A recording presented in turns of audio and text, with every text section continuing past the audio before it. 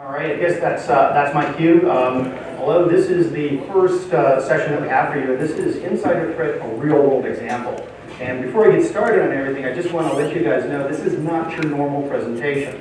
We know you guys are going to get a lot of depth by PowerPoint while you're here the next couple of days, so we kind of changed things up and made things a little bit fun for you. So we've got some interesting, fun content inside there. We do have some PowerPoint slides. They made us put those in there for you, so we're going to hit you with a couple of those. And then we have something really cool you're going to like at the very, very end. First, the introductions. My name is Harrison Midkiff. I'm one of the federal sales engineers. And yes, I'm wearing a very loud, obnoxious Hawaiian shirt in my profile picture up there. That's actually my favorite picture that I wanted to use, but I think I look pretty good inside that one. I've been at LogRhythm for 3 years. For the last 2 years, I've been on the federal sales team, which is really interesting, exciting. I kind of like that space. Prior to joining LogRhythm, I was with a firewall company. So I've always kind of had my history and kind of all of my knowledge is kind of in threat detection and perimeter defenses and things like that. And I really like the LogRhythm solution because just the way that LogRhythm does things, the way we work inside the environment, it actually solves a lot of the problems that you guys have, specifically the insider threat that's been out there for a very, very long time. And you guys are going to see that as we roll our way forward. Now there's two of us up here, so I'm going to turn the talking stick over to my partner in crime, and he'll introduce himself. Hey, I'm Justin Knapp. I'm on the product marketing team for LogRhythm. I've been with the company for just under a year, primarily focusing on our UDA solution as well as services. And I've been in data analytics and security for about the last 8 years.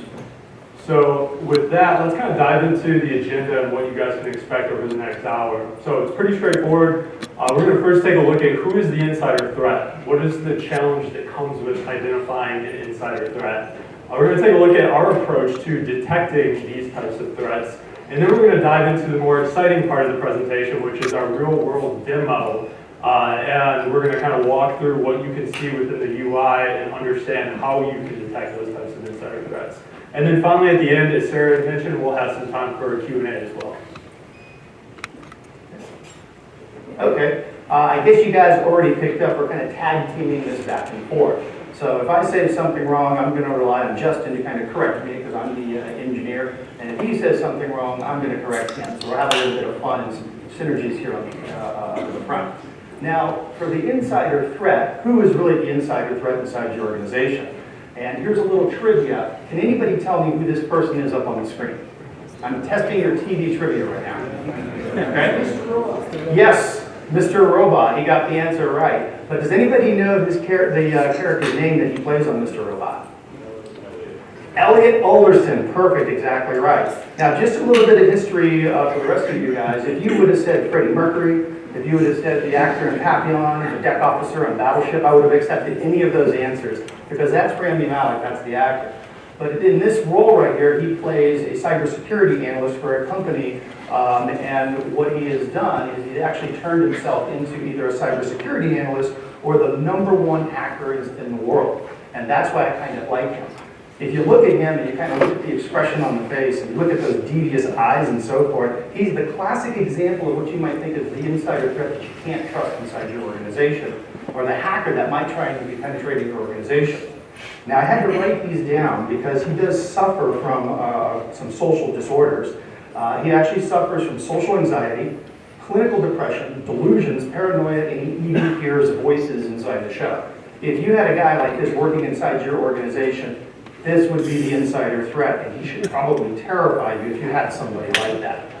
Now, if you haven't watched the show, Mr. Robot, I would recommend that you guys start to watch it. It's got some really fun security takeaways inside of it, and it's a little bit of educational and entertaining all at the same time.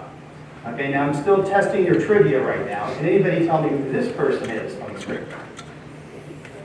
Okay, this is still Mr. Robot, and this is Tyrell Willick. Now, Tyrell Willick is the Senior VP of Technology at a company called eCorp, and he is probably the smartest guy in the organization.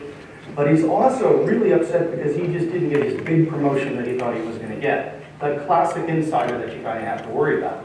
Now, there's really two things about somebody like a guy like this. Number one, because he has the coveted keys to the kingdom, I mean those domain admin credentials, the enterprise admin credentials, he has access to anything on the network. he could very easily go in and steal everything, including your lunch, and you wouldn't even know it until he was done. The other reason we need to watch him is because he does have the coveted keys to the kingdom. Hackers are after him, because if they can get a hold of his credentials, they can get into the organization, they can do their damage, make it look like it was him, and then basically, before you figure out what's happened, they've got all that information, and out the door they go. Okay? So those are kind of two people that we need to pay attention to. Now, if you look at the people on the screen right here, these are just some average people that you might have working inside your organization. And I'm going to tell you, if you guys are after insider threats and you only had 6 people that you had to deal with, it would actually be easy to determine who that insider threat was. We could tell this by looking at some logs that they would have on the systems, not a whole lot, and we could even tell it by their behaviors as they walked around the office day in, day out. But in actuality, you guys aren't dealing with just 6 people. You're dealing with something more like this. You're dealing with hundreds or even thousands of people inside your organization. All these people are coming to work and they're doing their jobs. They're doing things like opening files. They're changing files. They might be copying files to different locations, printing documents. And in some cases, believe it or not, they might even be installing software on computers on the network, but they're doing their day-to-day jobs. Somewhere in there is the insider threat that you guys are concerned with, okay? Now let's break it down to the log level and talk about what are we looking at for logs for these people. Conservatively, every person on your network is probably going to generate about 2 log messages per second. If you have 1,000 people inside your organization, that's going to equate to over 100 million logs per day.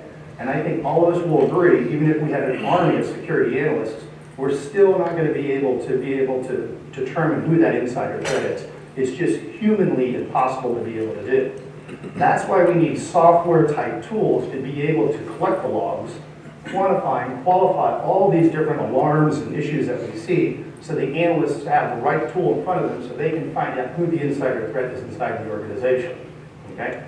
Now, I think I've got one more right here. Here's my final who's who. Can anybody tell me who this is? Alan Turing. Okay? I heard Alan Turing, and that is correct. Okay? Now, Alan Turing, 2 important things about him. He's considered to be the father of AI, advanced intelligence, and he's also considered to be the man that was credited with breaking the Enigma code during World War II. Now, oops, there's Alan Mounson, missed one of my prompts, and there's the Enigma code right there. They actually made a movie about this, and I like movies, and especially like movies when they actually teach us things. But they made a movie called The Imitation Game that talks about the Enigma code and how the team came together and they actually broke Enigma during World War II. Now, just a kind of a quick overview about the Enigma code. The Enigma code had a possibility of 150 trillion different combinations, and the cipher code was changed every single day. This code was considered unbreakable. It could not be broken. Alan Turing joined the team at Bletchley Park, and when he joined the team, they were already trying to break the code, but they were using what I like to refer to as traditional mathematical methods to break the code. In other words, they're looking at formulas that was going to predict what the cipher would be so they could determine what it was. Well, Alan Turing came in and said, no. You guys are doing this all wrong. Actually, what you're trying to do is you're trying to break a code that was created by a computer.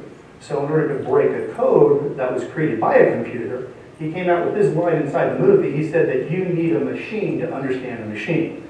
Simply put, a machine created this code, so we need another machine in order to be able to break it. Hence, he invented one of the very first computers, and they were able to break the Enigma code. Now, that's my real fast summary of kind of what how the whole thing went down. But if you get this movie and you watch it through, it's very amazing, and all the security tape forwards that you'll see in that movie really still pertain to today right now. So it's a really, really good. And kind of what he was dealing with there and the environment of how they ended up breaking the Enigma code, there's a little bit of an insider threat inside of that whole thing when you watch the movie. So I think that you guys will really, really like that. Okay? All right. Now, let's get to the Death by PowerPoint. We've got to put a couple of these slides in here because they would be unhappy with us if we didn't do that, okay? So, user-based threats. What are you guys dealing with out there right now? There's really about 3 different types of user-based threats that you guys are dealing with. We're dealing with insider threat, account compromise, and then privileged use and misuse. Real quick, I'm going to go through these. Insider threat, Anthem.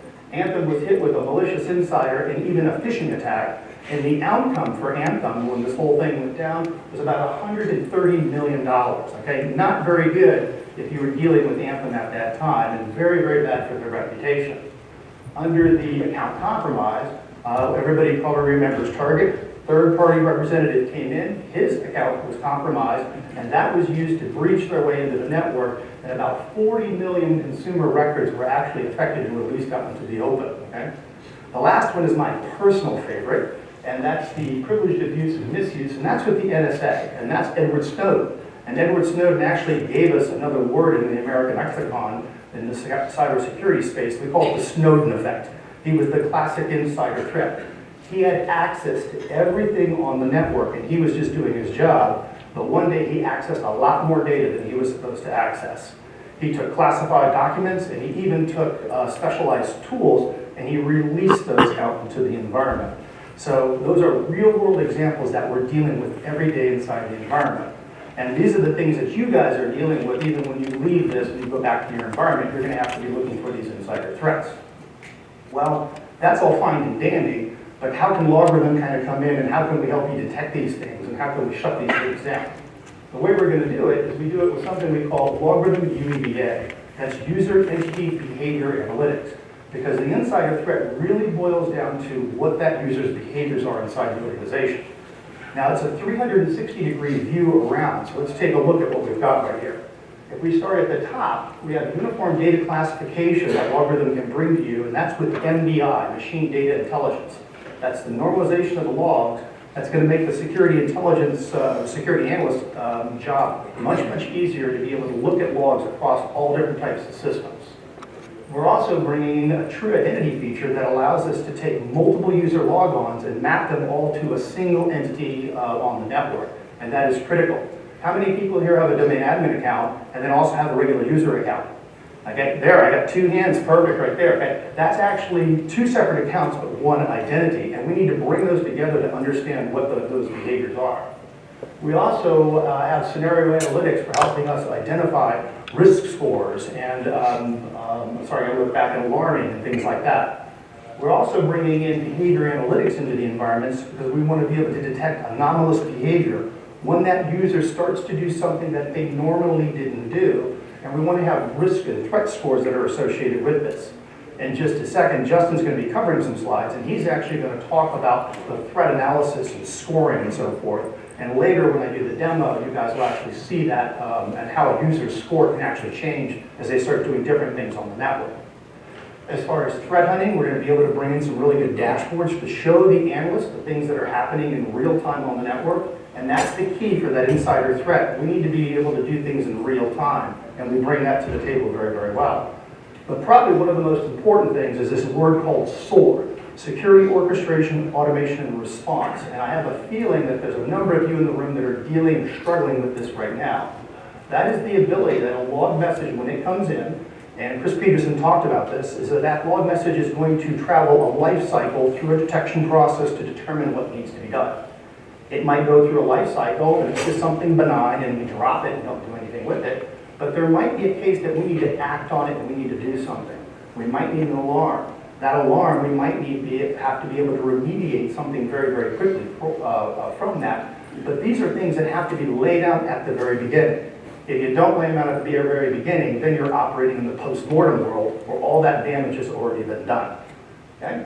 Now, I think with that, actually, this is the point where I'm going to turn the talking stick over to Justin. So, Justin, sir, take it away. All right, so Harrison's done a great job kind of guiding us through who that insider threat is. He's also kind of shown some of the components that are crucial for attacking this type of problem. So to better understand our analytical approaches, we're going to dive a little bit deeper. And the reason is we want you to understand conceptually what these analytics are doing on the back end before we go and demo what the output looks on the front end. So to better understand our analytical approaches, we really need to look at the full spectrum of threats. And so if we're looking at the spectrum on the left side, this is going to be the more unsophisticated side of the spectrum. We're going to have brute force attacks, DDoS, we'll have rootkits, and typically the vulnerability is known, the method of attack is known, And these are going to happen at a higher frequency. And so in this type of situation where we have a pattern, scenario analytics, being able to determine in real time what these patterns look like and identifying those, this is the analytical approach for that. As we move towards the center of the spectrum, we're going to see spear phishing, session hijacking. We'll have maybe one variable that's known, but maybe the method of attack is unknown. So we're starting to get into the unknown side of the spectrum. And then finally, custom malware, the insider threat that we're talking about here today, zero-day attacks. This is where we start getting into those unknown variables. So maybe the vulnerability is unknown, maybe the method of attack is unknown. Even though these are happening at a lower frequency, really the best approach here is behavioral analytics. And what behavioral analytics does for us is provide more effective threat hunting. So it enables us to be able to have evidence-based starting points for our investigation. And aside from that, behavioral analytics can actually bolster some of what we're doing with our scenario analytics as well. And I'm going to show you that here in just a second. All right, so let's dive a little bit deeper into scenario analytics. Again, I want you to kind of visualize and conceptualize what's happening on the back end, because you're going to see this within our UI within the demo. So at the top here, you see the different phases of the attack lifecycle. So let's say, for instance, within our environment, we see multiple lockouts. This could be fairly common, nothing too suspicious about that, really nothing to alarm off of. But now we see an authentication after those events. Now we're seeing more open connections, and as we're progressing, you can see at the bottom there that risk-based priority is going up, because what's happening is we're mapping it back to that attack lifecycle.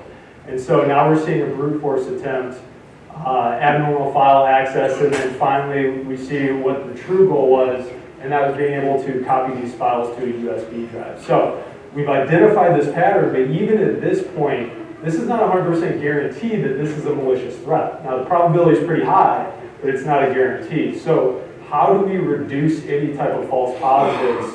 And this is kind of where the behavioral side comes in. So again, let's say we identify that pattern, but now we're going to add an extra layer of scrutiny. So with our behavioral analytics and user anomaly scores that are generated, we can set a threshold. So now we're saying, okay, the pattern's been identified, and the underlying user as well has breached the 80 threshold that we had set for that user anomaly score. So again, helping to reduce those false positives. Now, this is primarily what we're going to be looking at as we go through the demo. So identifying these patterns, being able to alarm off of them, and showing the response when we see a pattern like this. But I also want to touch on some of our behavioral analytics as well. I won't spend too much time on this. But as I mentioned, with the behavioral analytics, we're really looking for anomalous type of activity. And so what you're seeing here is a sorted list of our top highest risk users. And so let's take Marcus Burnett, for example. He's a contractor. He's only been with us for 3 weeks. He has a fairly high anomaly score. So this is somebody that we may want to start investigating and start doing our threat hunting on. All right, so if we dig into Marcus Burnett, you can see that we have an event timeline here. So we can start drilling into his activities. And so what you're seeing here is essentially the overall user anomaly score, but then we can also see the type of unusual behavior that he's exhibiting on an hourly basis.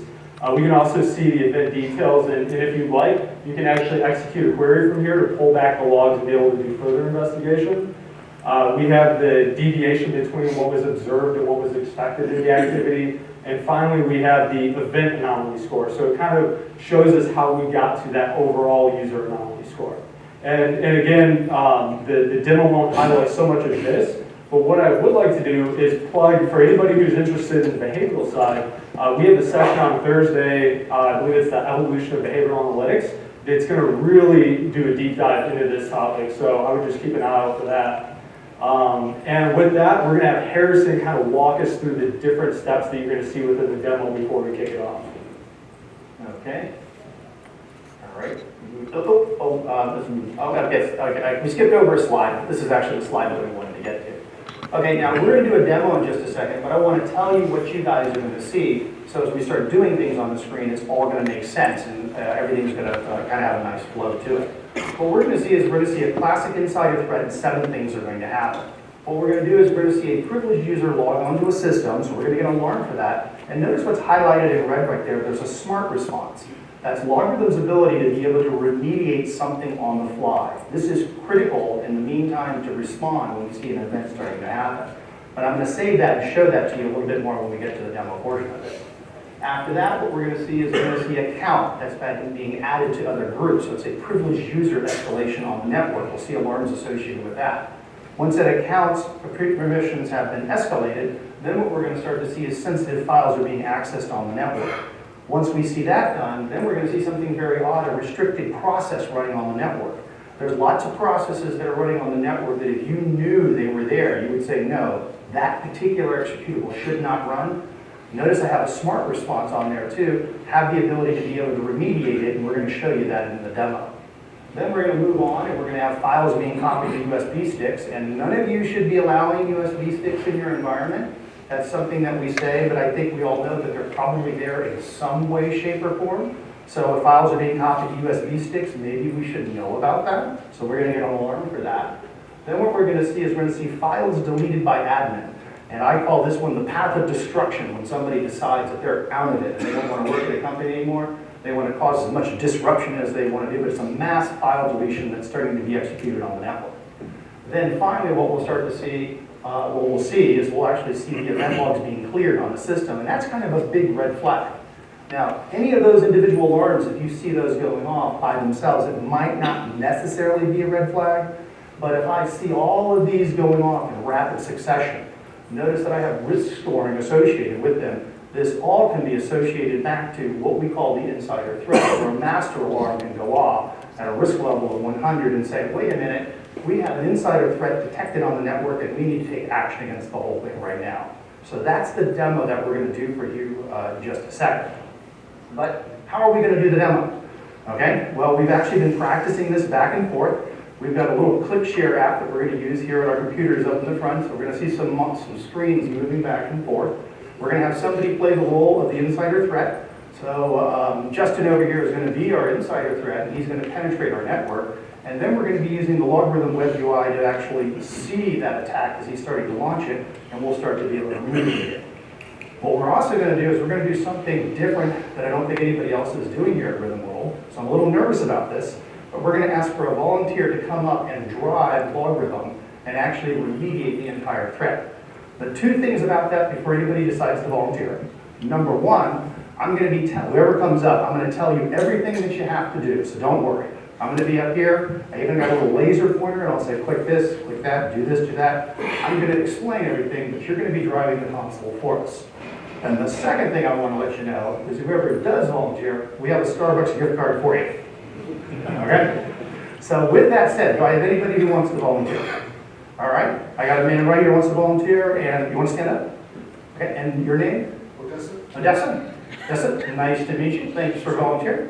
I guess I'll do a David meet everybody, give them a round of applause. Now, what we're going to do is I'm going to have you come up on the stage. I'm going to do a quick little demo of the web UI so everybody gets a little bit of an idea of what that looks like. And then I'm going to hand the mouse over to you, and then you'll be driving. Okay, so follow me this way. We'll come around over here. Okay. And we move this down just like this. And we'll move this around. And the first thing I'm going to do is I'm just going to do a quick demo of the LogRhythm web UI, just because I think some of you haven't necessarily seen that. Oh, you guys like the car? That's my virtual car. I have another car at home, but that's the virtual one that goes with me everywhere. All right, so now what I'm going to do is I'm going to come over here and I'm going to log into the LogRhythm web UI. And, oops, I got my first, yeah, I need my keypads real quick. There we go. Hopefully that's the only thing that goes wrong, right? As I do this, can anybody tell me the number one rule of a live demo? Don't do it, that's it. All right, so I'm going to go ahead and log into this. And what this is one of our test systems that we have. And this is a system that for our prospective people that are looking at the LogRhythm solution for the first time, this is a solution that we'll log in and we'll actually demo LogRhythm for them. Here on the system, I can see I have messages per second that are coming in, 1,070 messages per second being processed into the solution. If I look over here, I can see that I have about 100 million logs that are being processed in.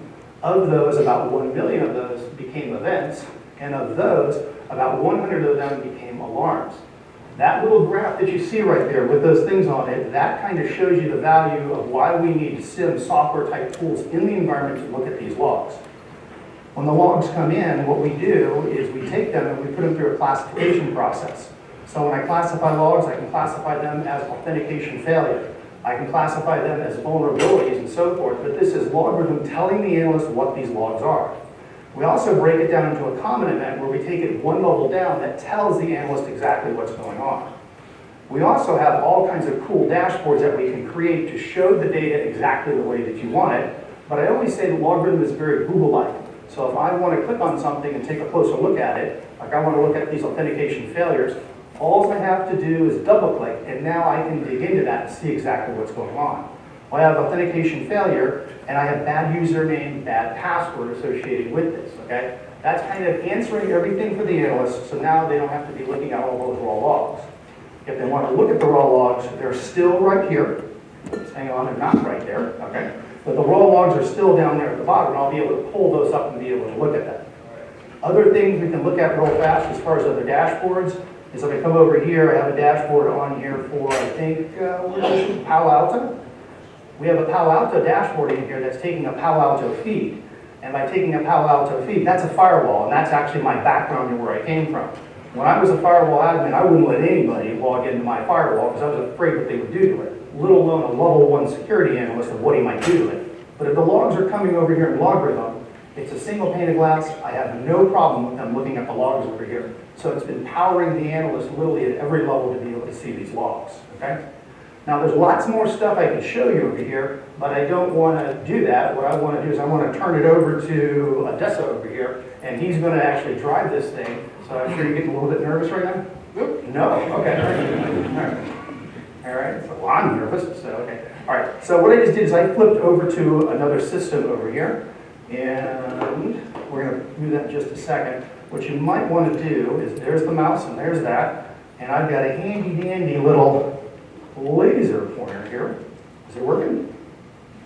All right, I've got a handy-dandy little laser pointer right here. And what I'm going to do is I'm going to kind of come over here and kind of direct. So you can kind of look towards me, and then I'll kind of be pointing at stuff on the screen, and then you just start clicking on it and so forth. But I'm going to lead you through everything that you're going to be doing, okay?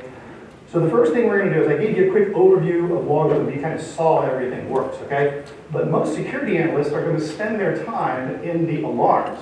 So you can see right up there at the top, there's a little alarms right there. If you click on that, it's going to show me alarms that I have active inside the system. Now, if you look at all these alarms on here, you can see that I have different threat scores associated with them. You can scroll up and down, and you can see all the ones that are in there, okay? If you come over here, you see where it says risk right there. If you hit the little down arrow for risk, what you can do is move it down and click on the 60 right there. And now what I can do is I can look at alarms that are 60 and above. So what this does for you and for your analysts is allows them to direct their focus towards the higher rated alarms that are more important for you. And then I can segment this out. So my lower level engineers are working on low level alarms. My higher level engineers are working on the higher level ones, okay? Now do me a favor, over to the very far right, you see where it says reset filters? Click reset filters right there. And remember, this is going to be a live demo. So what we're going to do is we're going to set a time indicator on this to only look at stuff happening in the last 15 minutes. The way you're going to do that is over here on the left, you see where it says, in the last 24 hours, click on that. I want you to change that to minutes, exactly right, and then also put a 15 in there, and then hit that select button on there. So we'll be able to look at active alarms that are coming in, and we're only looking at the stuff that's really coming in.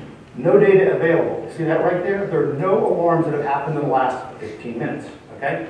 Well, now what we're going to do is we're going to shift, and this is the part where we're starting to move the screens back and forth. So Justin over here is going to be our insider threat. So Justin, go ahead and hit the buttons, and we'll move it all around. And he and I became experts in click share in the last probably 15, 20 minutes. Okay. And try again. I think he did look on it. Wait, maybe turn him off.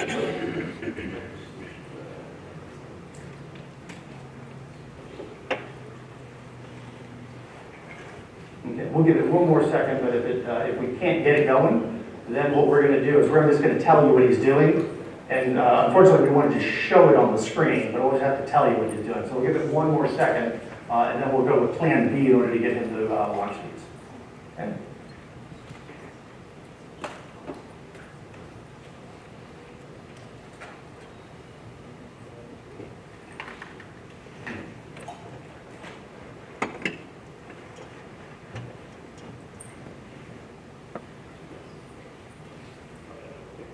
Think we're good? All right, let's try it again.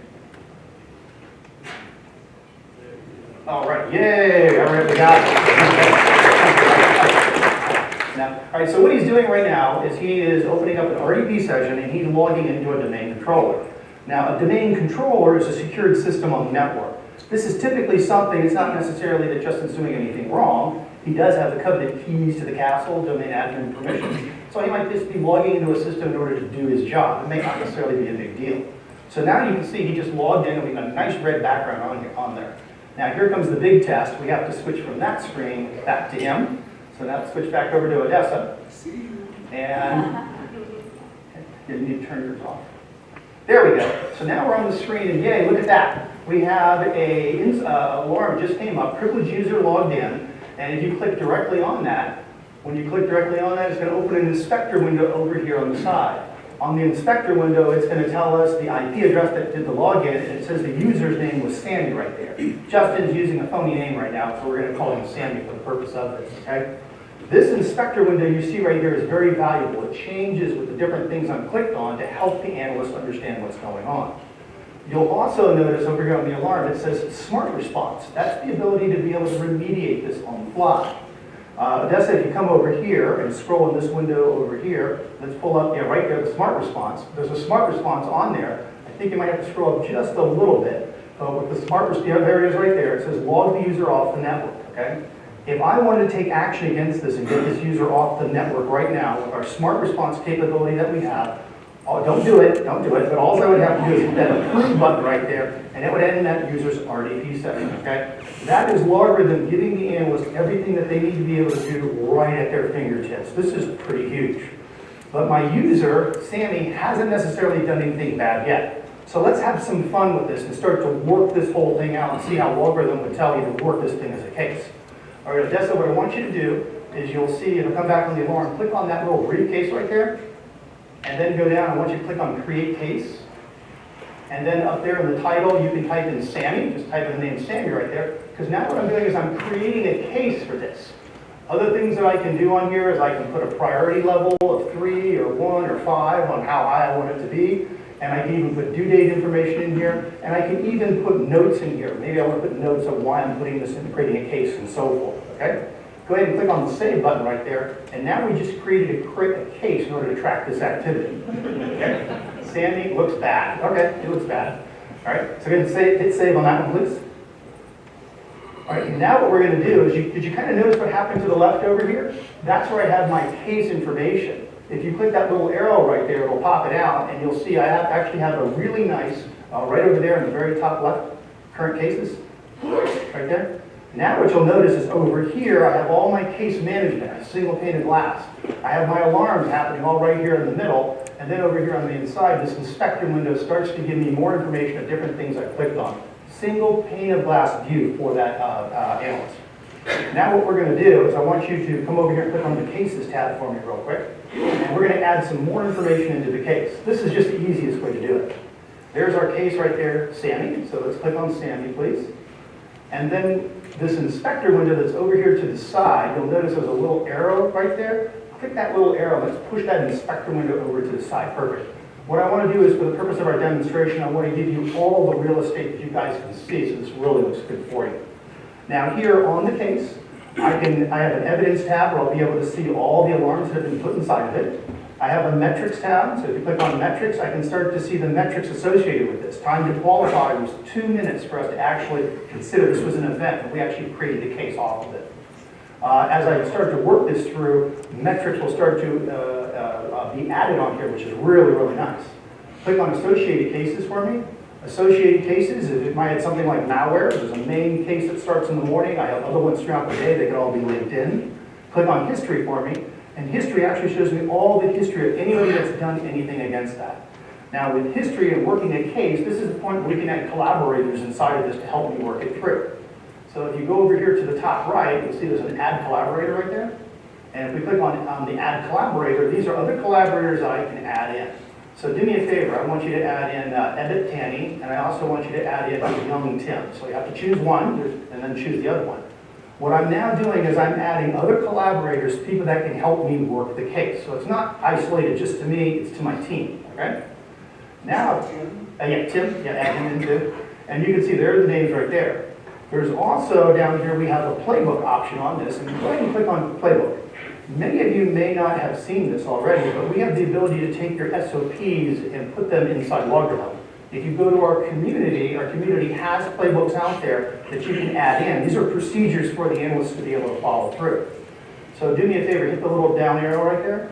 And there's one in here, it's right down here, suspicious user activity. Click on suspicious user activity, and then hit that add button right there. And now what I've done is I've added a playbook into the system. So I don't have to reference another system. Remember, I want everything single pane of glass for that analyst. Now what we're going to do is right down here, you see that little down arrow? Hit that little down arrow, and the scrolling gets a little tough, but scroll down. Now look at those procedures inside there. Click that first one for me. Determine if you are investigating an incident or event. Just put a check right there. So let's say we did that one. Let's come to the second one. Determine if there are any classifications observed. So we'll just say we check that one off because we're working these procedures through. But this last one, determine if activity is normal or abnormal for the user. Hit the down arrow right there on that. I see more information that tells me what I'm supposed to do on this. But then look at this assignee right here. This is something maybe I don't want to do. Hit your down arrow, and let's actually choose one of those people, and we'll add them in. Let's choose maybe either Young or Edit. Yep, Tanny's good. Edit, yep. So what I'm doing now is I'm creating a case, and I'm assigning pieces of my SOP to other people on my team, okay? So this is kind of me being able to create the case, assign it out to all my people, okay? So this is the way that we would tell you an efficient way to work the case. Now, my user necessarily hasn't done anything wrong yet. All he did was log on to a privileged system. So, Odessa, I want you to go back over to the Alarms tab for me, and we'll just click on the Alarms. And when we click on the Alarms, we'll give the screen a second to update. So, yeah, click on Alarms right there. Okay, we still have that one alarm on there. Now what we're going to do is we're going to switch back to Justin, and we're going to go back to that insider threat. What he did is he just logged on to a privileged system, and that's all he did. But that was something that was a red flag to us, so what we did is we went ahead and we created a case for it. Now what he's doing is he's opening Active Directory users in computer, he's going to his account, and he's going to add himself to a couple of groups. And the groups that he's adding himself is he's going to add himself to the intelligence group and to the developers group. He's elevating his permissions on the network. And he can do that because he has the coveted keys to the castle, that domain admin account. Now, once he's elevated his permissions, now it might be fun to go look at some files he hasn't been able to look at before. So he's going to go to Windows Explorer, go to the Files folder, and there's Operation Cold Steel, and go ahead and open it up with WordPad. And Operation Cold Steel was the operation I was involved in when I was in the Army. I can tell you about that a little bit later. That's a really cool name, though. I like the name. But I'm actually looking at some sensitive documents right there. There's a whole bunch of other sensitive documents inside there as well. So maybe if I've decided I'm going to do an exit, maybe what I'll decide to do is I'm going to use some zip type software, and I'm going to zip all that content up. Now let me ask you this, would this be a red flag if zip software is running on one of your servers? Kind of would be, wouldn't it? Kind of would be. All right, so now we've got all that set up, so now what he's doing is he's moving back over to the other one. So now we're moving back over here, now look what's happened. And did you kind of see that? I have real-time alarms that are coming in. Now, Odessa, do me a favor, click on this one right here, Account Added Admin Group, and here's that inspector window that comes up on the right, and there's Sammy, and he added himself to the developers group. Okay, bad. That's not really good, but not sure. Do me a favor, let's click on this next one right here, and the next one is another alarm card that came in. He added himself to the intelligence group. Notice on here the risk score is 57. The risk scores are 60. The risk scores are changing because this user's behavior is starting to change with all of this. Come over here and click on Sensitive File Access. And when you click on Sensitive File Access, now our risk score has jumped to 65. And look at the name of the document right there, Operation Cold Steel. Okay, kind of a big red flag. Now come over here and let's click on this last one right here, restricted process execution. The number 72, yeah, right there. Notice it has a smart response on it, and on this one, oh, perfect, scroll up just a little bit, that's right where you were. Notice there is the user Sammy, it tells me the name of the server, and 7zfm.exe. Now, here's a trick question. Can anybody tell me what that is? 7-zip. Okay, I spoon-fed that one to you guys, come on, okay? But yes, that's 7-zip running on the network, okay? Now, this is a major red flag from a security analyst, and if he sees this on it, he might have been trained. You need to shut that thing down as fast as you can. Well, now we start to talk about jumping into different tools and different ways to do this. This smart response action that you see over here, if I come over here and I click on the smart response action on this tab right here, the smart response action right there is to kill the process, okay? Now, don't click it yet, but we are going to kill the process, but this is what we really wanted to show you in this demo. We're going to kill that process of 7-zip on the system, and then real fast, Justin is going to switch the screens between this one and the other one. Now, let me just make sure we're all set. Are you set? Yes. We're good? Okay, so, oh, there we are. He's got it all set up. He did the split screen on it. I wasn't sure if that was going to work. So, Dessa, do me a favor. Let's click on the approve button right here, and let's watch that screen right there, and we'll actually watch what happens. So, again, hit approve. Watch the 7-zip screen. 7-zip just vanished on the system. So now the analyst is using LogRhythm, he's using all the tools that we have, and this is everything out of the box. There's nothing extra that you would need for LogRhythm in order to be able to do this. And that smart response that I just executed right there is on our community portal. So you can download it and put it in LogRhythm, and you can do this when you walk out of this today. So that's pretty cool, okay? Well, now what we're going to do is we're going to, do me a favor, we're going to go back over to Justice's screen. Justin? All right, so let's go back over to his screen. And now we're looking at all these different alarms on here. And what we're going to do in one fell swoop, I want to add all those alarms to that case.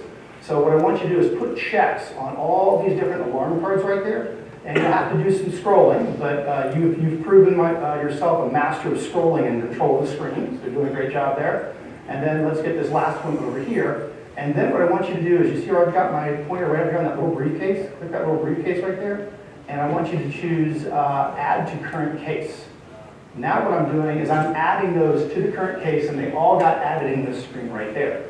Now, I don't know how well you guys saw those graphics, but this is one of the things that LogRhythm excels at very, very well when we come into an environment. It's easy to use. It's almost Google-like, so people like to see these types of graphics. It almost makes it like playing the game. All right, so now we've added them inside there, and now we're still trying to track this user what really happened. But remember, let Justin switch back to you now. But remember what happened is Justin or Sammy just saw one of his screens shut down, so he knows I'm on to him, so now he's going to up his game. So now the next thing he's going to do is he's going to take that Operation Cold Steel, and he's going to take that and he's going to copy it, and he's going to take it and he's going to put it onto a USB stick on his system, okay? So now he's putting it on a USB stick. Well, now that he's done that, now he's kind of going after that whole scorched earth type tactic. So now what he's going to do is he's going to go back into this projects folder right here. Look at all those documents that I have right there, all these project documents that could be pretty cool. He's going to take all of them, make sure you hold shift on that, permanently delete those 52 files, so he's practicing scorched earth behind him, okay? Now the next thing he's going to do after he's done that is he's going to come over to the event viewer, and he's going to try to cover his tracks by clearing out the security log on the server, okay? Now he's thinking to himself, I know there's LogRhythm there, maybe they're tracking me, but this is one of those things that you can still try to do, or this is a really red flag if this type of event happens inside your environment. All right, let's switch back over to this guy. And do me a favor, Odessa. Let's push the inspector window to the right, and let's push the cases back over to the left. And let's look at the alarms that we now have on the screen that have come in. If you click on the sensitive, sensitive file right there, go ahead and click on that one. That one is, if you scroll up on this screen over here, that's that Operation Cold Steel that he just copied and moved. Click on the file copy to USB stick. I can look over here, Sammy did it. There's the name of the file, so I even know the name of the file that he moved. Let's come over here to this one. Look, files deleted by admin FIM, file integrity monitoring. We can see Sammy deleted a whole bunch of files. We have an alarm for that. Then take a look at what happened right here. We have the insider threat detected with all that coming together of a threat score of 100. Now that is big, red, and bold, so the analyst is going to be able to see that. Then take a look at that last one right there, event cleared. And if I look at event cleared on there, I can see that there's Sandy again, and now Sandy is really up to no good. Something really bad is going on here. Now, two things we're going to do right now is we're going to shut this thing down on him. And remember the very first log message I had, privileged user login, there was a smart response. I'm going to log him off the system. And this is how we're going to do it. You can come down here and you can click on it right there. And when you click on him, come over here to where we have the smart response, but don't click it yet. Okay. And it's right down there, smart response right there. And now, Justin, I'm going to get you to set the screens up. So now, here we are over here. This is the web UI. That's standing on the system right there. Go ahead and hit your approve button and watch what's going to happen to that RDP session. Okay. So he hits approve. Here's Sandy on that system right there. You got to get him off as fast as you can. And we'll give it a couple seconds.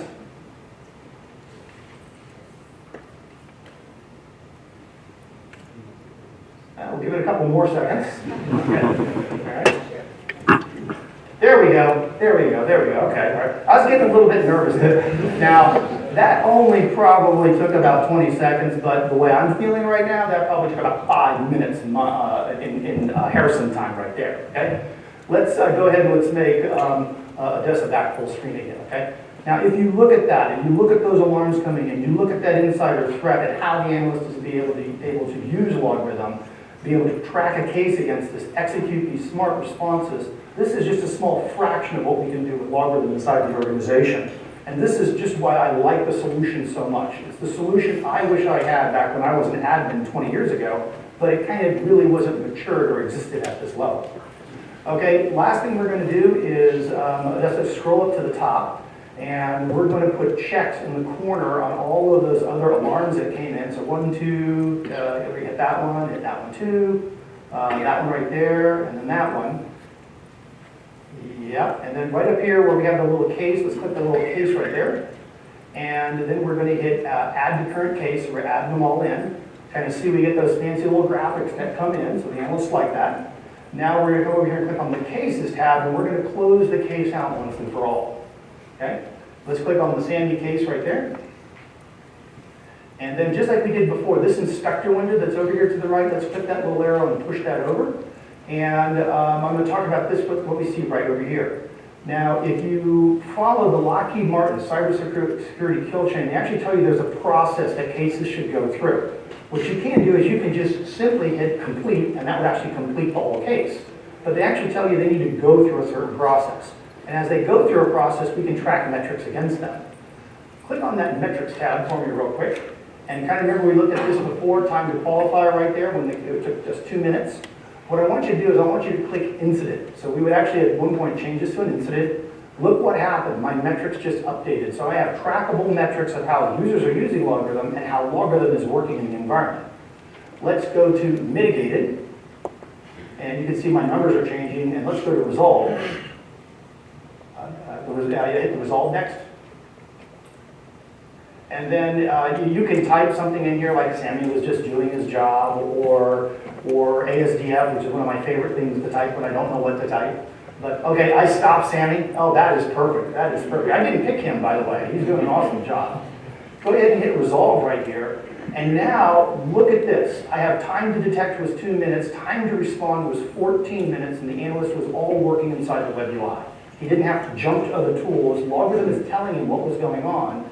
That could have been completely automated, where I didn't have to hit anything to say, do this, do that. But we're finding very more so than not that most people always prefer that the analysts always have eyes on glass, and this is kind of that perfect solution in order to be able to get that. Okay. Well, I just got a high 5, which actually means we have 5 minutes left. So I think we got it. I think we nailed that one, didn't we? All right, before we take any questions, I'll give a round of applause to the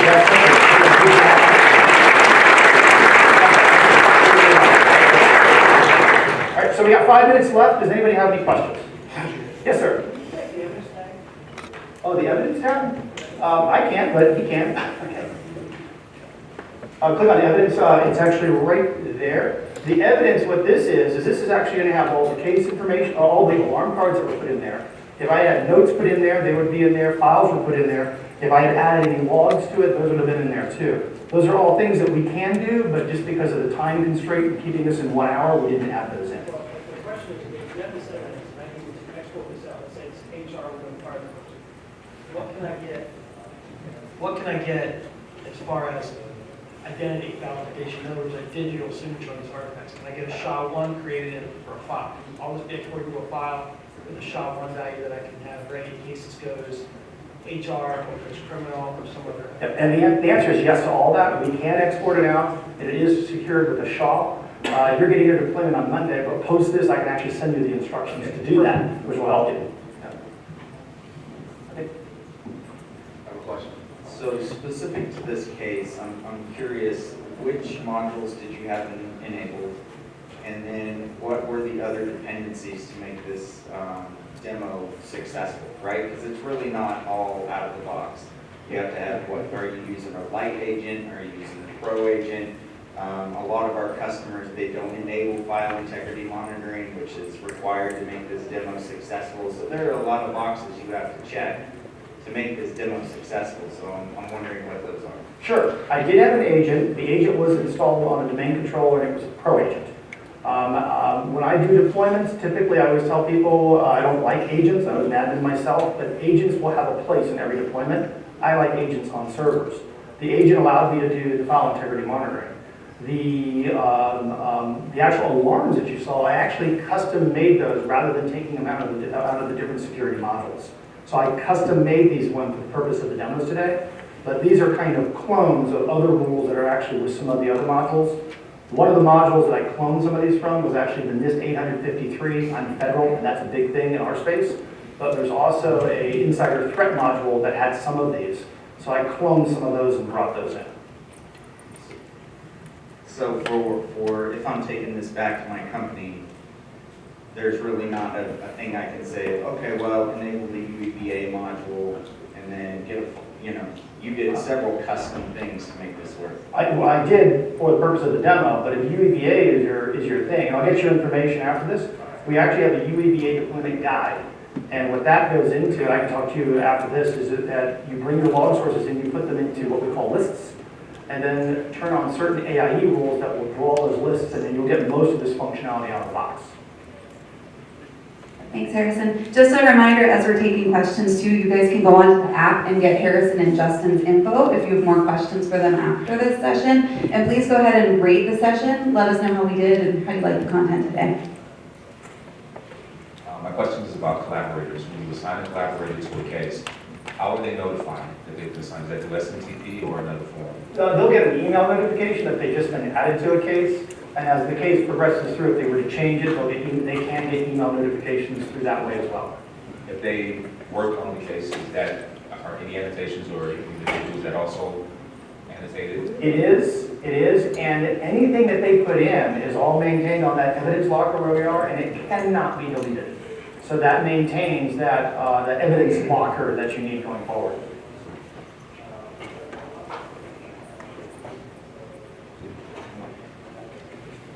Oh, there we are. Regarding associated cases, if, let's say Sandy did something and required opening another case, would that case be automatically associated, or was there something that needs to be done to be associated? If we had to associate this case with another case, that's a manual association.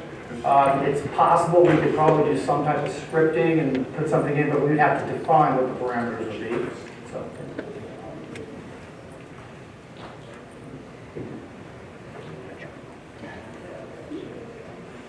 Oh, she's got a microphone. We'll get you one. Okay, we'll get you one. Yes. After Sandy was logged off, when he hit the approve button, if he wanted to log back on, was he able to log back on, or? You caught that, didn't you? Yeah, and the answer is yes to that. The smart response was just to log him off the system because I want to make this repeatable. And for me, doing demos and kind of showing everybody this, that just logged him off the system, and he could log right back in. What we didn't show you on the screen is I could have multiple smart responses associated with the alarm, not just one. So I could have him log him off the system, disable his Windows account, and even I could launch a process against maybe file servers and disconnect any open sessions that he might have.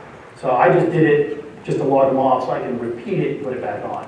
I tried to do it the way you mentioned before, but I always burned myself on it the next time I tried to do it because I forgot to reset the system 100%. But you caught that.